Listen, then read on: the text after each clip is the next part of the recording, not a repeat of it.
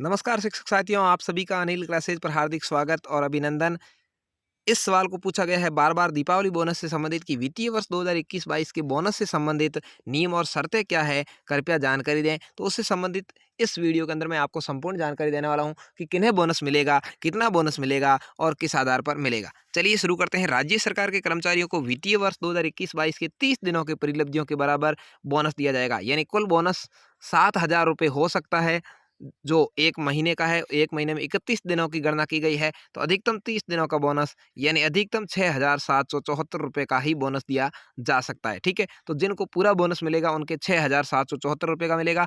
उसमें से आपको 75% बोनस है वो नकद और बाकी का जीपीएफ खाते में दिया जाएगा। अगला है राज्य सरकार के कर्मचारी जो 31 मार्च 2022 को सेवा में थे और जब 1 अप्रैल 2022 को भी सेवा में बने हुए हैं, यानी 31 मार्च 2022 और 1 अप्रैल 2022 दोनों दिनों में सेवा में होने चाहिए। सस्पेंड वगैरह है तो उनको बोनस दे नहीं होगा। पे मैट्रिक्स लेवल 12 या उससे कम वेतन प्राप्त कर रहे हैं और पे मैट्रिक लेवल है वो भी 12 से ज़्यादा नहीं होना चाहिए, यानी अधिकतम व्याख्याता 48 रुपये ग्रेड पे तक वालों को बोनस है दिया जाएगा। उससे ऊपर के पदाधिकारियों को बोनस नहीं दिया जाएगा। तदर्थ बोनस प्राप्त करने के लिए कर्मचारियों ने वर्ष 2021-22 के दौरान कम से कम 6 महीने की निरंतर सेवा की हो।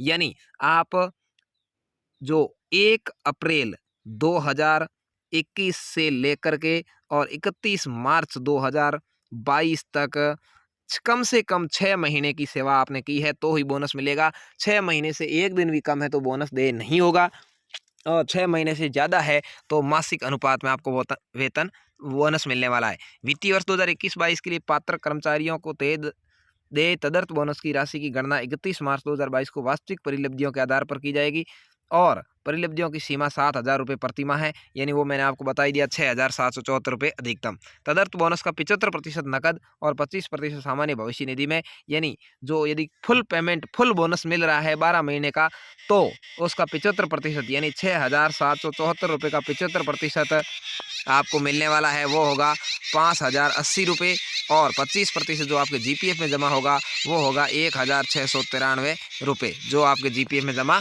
हो जाएगा।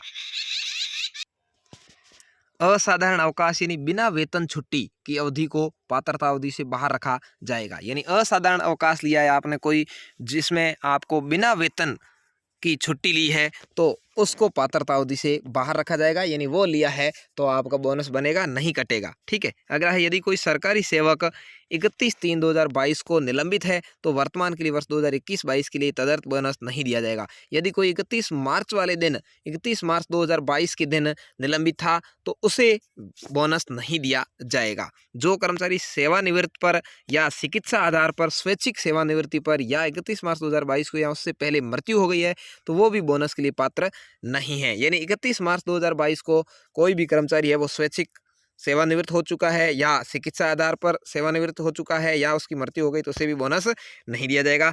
1/4/2022 के बाद सेवा से सेवानिवृत्त होने वाले कर्मचारी वित्तीय वर्ष 2021-22 के लिए तदर्थ बोनस के लाभ के पात्र है। यानी कोई कर्मचारी जो 1 अप्रैल 2022 के बाद में सेवानिवृत्त हो गया है, रिटायर हो गया है, तो उसे भी बोनस दिया जाएगा। इन कर्मचारियों के लिए तदर्थ बोनस नकद भुगतान में किया जाएगा। उनको पूरा 6,774 रुपये ही नकद भुगतान कर दिया जाएगा। उनके जीपीएफ खाता क्योंकि बंद हो चुका है इसलिए उसको पूरा नकद मिलेगा। 31 मार्च 2022 को या उससे पहले सेवा से इस्तीफा देने वाले कर्मचारी बोनस के लिए पात्र नहीं है। किसी ने 31 मार्च से पहले ही सेवा से इस्तीफा दे दिया है तो उसे बिल्कुल बोनस नहीं मिलेगा। अगला है अंशकालीन या आकस्मिक या दैनिक वेतन परिवीक्षाधीन पर शिक्षु के रूप में नियुक्त कर्मचारी तदर्थ बोनस के लिए पात्र नहीं है। कोई अंशकालिक या आकस्मिक या दैनिक वेतन पर है तो परिवीक्षा काल में है तो उनको वेतन बोनस नहीं दिया जाएगा। 6 माह से अधिक और 11 माह तक की सेवा पर आनुपातिक बोनस मिलेगा।